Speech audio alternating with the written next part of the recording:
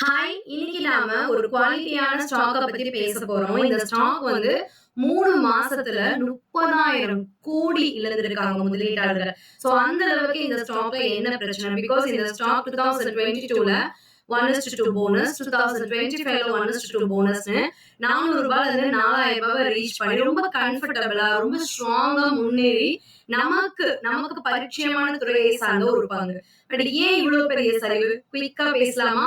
And ஒரு open challenge கொடுத்திருக்கேன். 100% money back offer. என்னோட 11 days special course, 5 days index option, 5 days commodity மார்க்கெட்ல and 6 days வந்து live மார்க்கெட்ல ஸ்டாக் ஆப்ஷன் ட்ரேடிங்னு 11 நாள் தொடர்ந்து மினிமம் 1 மணி நேரம் வச்சா கூட நாம வந்து கிட்டத்தட்ட உங்களுக்கு ஒரு 23 24 மணி நேரம் நடந்த ஒரு ஸ்பெஷலான 11 டேஸ் கோர்ஸ் நீங்க பர்ச்சேஸ் பண்றீங்க அப்படின்னா, இது மூலமா உங்களுக்கு ஆப்ஷன்ஸ்னா என்ன, இண்டெக்ஸ் ஆப்ஷன்னா என்ன, ஸ்டாக் ஆப்ஷன்னா என்ன, கமாடிட்டி ட்ரேடிங்னா என்ன, எப்படி பண்ணணும், முக்கியமான ஸ்ட்ராட்டஜிஸ் என்ன, எப்படி நாம ட்ரேடிங் பண்ணணும்னு நிறைய விஷயங்களை தொகுத்து இந்த 23 நேரம் உங்களுக்காக ஒரு லைவ் கோர்ஸ் ரெக்கார்டிங் கொடுக்க போறேன். இந்த ரெக்கார்டிங்கை நீங்க பர்ச்சேஸ் பண்ணி ஆப்ஷன் ட்ரேடிங் பத்தி ப்ராப்பரா கத்துக்கிட்டு உங்களோட ஓன் ட்ரேட நீங்களே ஸ்டார்ட் பண்ணல அப்படின்னா இந்த 100% நீங்க பே பண்ணதை ரீஃபண்ட் பண்ண போறேன். பிகாஸ் ஆப்ஷன் ட்ரேடிங் நீங்க புரிஞ்சுக்கணும்.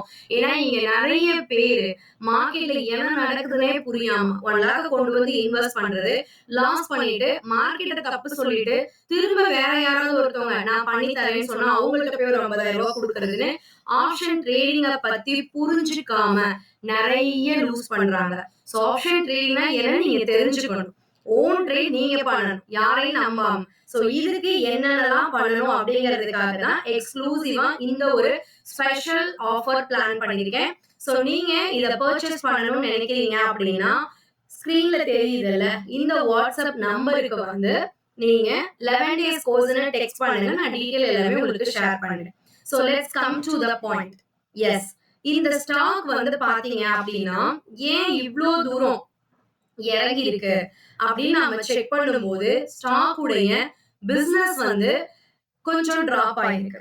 எஸ், நமக்கு பரிச்சயமான ஒரு நிறுவனம், நமக்கு ரொம்ப ரொம்ப நல்ல தெரிந்த ஒரு நிறுவனம் தான் பிஎஸ்இ லிமிடெட். இந்த ஸ்டாக்க பத்தி தான் நாம பேசிட்டு இருக்கோம். பிஎஸ்இ லிமிடெட் அப்படிங்கிற ஒரு ஸ்டாக் கடந்த சில தினங்கள்ல குறிப்பா வந்து பாத்தீங்க அப்படின்னா இந்த ஸ்டாக் வந்து 3 மாசத்துல ஃப்ரம் த ஹை 4,446 இருந்து தொடர்ந்து சரிந்து 405 புள்ளிகள் இந்த ஒரு மாசத்துல இறங்கி இருக்கு. 3,241 ட்ரேட் ஆயிட்டு இருக்கு.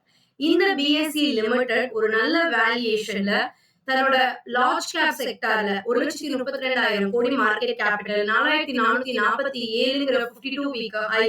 சோ இந்த மாதிரி ஒரு நல்ல ஸ்ட்ராங்கான ரேஞ்சில நல்ல ஸ்ட்ரென்த்ல இருக்கக்கூடிய இந்த ஸ்டாக் இப்ப முக்கியமா கவர்மெண்ட் நம்மளோட செபியோட அறிவிப்பு, இவங்க வந்து சிஎஸ் கொண்டு வந்திருந்தாங்க. 3 முக்கியமான காரணங்களால தான் இந்த பங்கு இவ்வளவு சரிஞ்சிருக்கு. முதல் ரீசன் என்ன அப்படின்னு பாத்தீங்கன்னா இண்டெக்ஸ் ஆப்ஷனோட ட்ரேடிங் அளவு ரொம்ப குறைஞ்சிருச்சு. ஜூலையை கம்பேர் பண்ணும்போது ஆகஸ்ட் 12% ஆஃப் டிப். அதே மாதிரி புரோக்கிங்ஸுக்கு வந்து பேங்க்ல இருந்து வந்த ஹெவியான பிரஷர்ஸ், புதுசா நிறைய விதிகள் கொண்டு வந்தாங்க. அண்ட் புதுசா கொண்டு வந்திருக்கிற இந்த க்ளோசிங் ஆப்ஷன் செஷன் இது வந்து ஆட்டோமேட்டிக்கா இவங்களுடைய பிசினஸ பாதிக்குது. சோ போன குவார்டர்ல இந்த நிறுவனம் 1,664 கோடி சேல்ஸ் பண்ணி 1,795 கோடி லாபம் பண்ணிருக்காங்க மார்ச்ல. ஜூன்ல 1,766 கோடி சேல்ஸ் பண்ணி 873 கோடி ப்ராஃபிட் காமிச்சிருக்காங்க. இது வரக்கூடிய காலாண்டுகள்ல குறையலாம் அப்படிங்கிற அந்த ஒரு பிரஷர் ஆட்டோமேட்டிக்கா வந்து பாத்தீங்க அப்படின்னா பையர்ஸ் ப்ராஃபிட் புக்கிங்க்கு கொண்டு போக வச்சிருக்கு. இந்த நிறுவனம் நான் சொன்ன மாதிரி 2022ல 1:2 போனஸ், 2025ல 1:2 போனஸ்னு பேக் டு பேக் இந்த நிறுவனம் ஒரு பங்கு வச்சிருந்தா 2 பங்கு தரணும்னாங்க, திரும்ப ஏறிடுச்சு. அகைன் ஒரு பங்கு வச்சிருந்தா 2 பங்கு. சோ நான் 10 பங்குல இன்வெஸ்ட் பண்ணிருந்தேன் அப்படின்னா முதல்ல எனக்கு அந்த 10 ஸ்டாக்குக்கு 30 மாறி இருக்கும். அந்த 30க்கு அடுத்து 20னா 60 90 ஆயிருக்கும். சோ வேல்யூவேஷன் அந்த அளவுக்கு இந்த பங்குல ஸ்ட்ராங்கா மூவ் ஆயிருக்கு.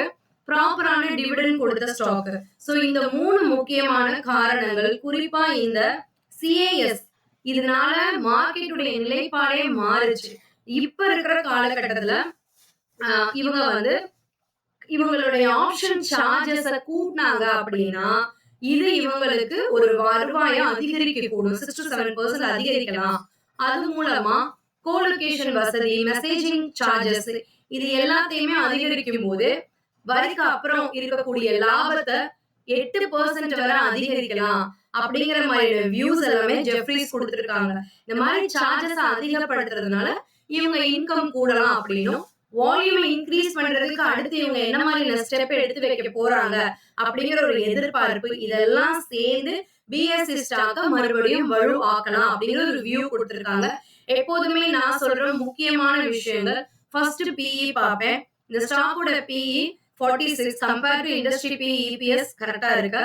இவங்களுடைய வருடாந்திர சேல்ஸ்ல டிராப்ல so 52% sales growth, 69% profit growth, 94% வந்து லாஸ்ட் 5 இயர்ஸ்ல லாபம் கொடுத்து ஒரு மல்டி பேக்கர் ஸ்டாக்கா இருக்காங்க. அதோட 21% from FII கிட்ட ஹோல்டிங், 24% DII கிட்ட ஹோல்டிங், 54% பப்ளிக் ஹோல்டிங். சோ இப்ப ஜெஃப்ரீஸ் சொன்ன மாதிரி இவங்களோட சார்ஜஸ் எல்லாம் இன்கிரீஸ் பண்ணி பிசினஸ கூட்டி வருமானத்தை டிராப் டவுன் பண்ணாம வச்சாங்கன்னா இந்த டிப்ல இருந்து உயரலாம். நீங்க என்ன நினைக்கிறீங்க பிஎஸ்சி ஸ்டாக்க பத்தி? உங்ககிட்ட ஹோல்டிங்ஸ் இருக்கா? நீங்க ப்ராஃபிட் புக் பண்ண போறீங்களா? சோ கமெண்ட் பண்ணுங்க. இன்னும் நிறைய விஷயங்கள் தொடர்ந்து பேசலாம். Thank you for watching. Have a fantastic day. And நம்மளோட ஃப்ரீ ஆன்லைன் கோர்ஸ் அடுத்து ஸ்டார்ட் ஆக போகுது. ஜாயின் பண்ண விரும்புறவங்க இந்த நம்பருக்கு ஆன்லைன் கோர்ஸ்னு டெக்ஸ்ட் பண்ணுங்க. நான் உங்களுக்கு டீடைல் ஷேர் பண்றேன். Thank you.